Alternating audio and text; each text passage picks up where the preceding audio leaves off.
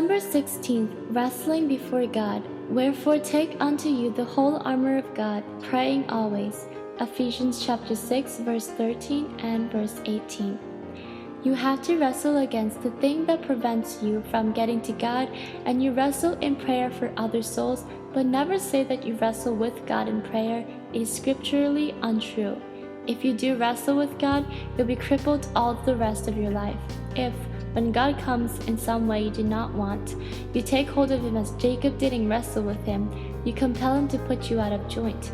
Don't be a hurtler in God's way, but be one who wrestles before God with things, becoming more than conqueror through him.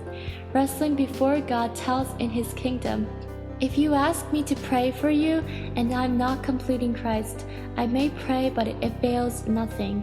But if I am complete in Christ, my prayer prevails all the time. Prayer is only effective when there is completeness. Wherefore take unto you the whole armor of God. Always distinguish between God's order and his permissive will, his providential purpose towards us. God's order is unchangeable. His permissive will is that with which we must wrestle before him. It is our reaction to the passive will of God that enables us to get at his order. All things work together for good to them that love God, to those who remain true to God's order, to his calling in Christ Jesus. God's permissive will is the means whereby his sons and daughters are to be manifested. We are not to be like jellyfish saying, it is the Lord's will. We have not to put up a fight before God, not to wrestle with God, but to wrestle before God with things.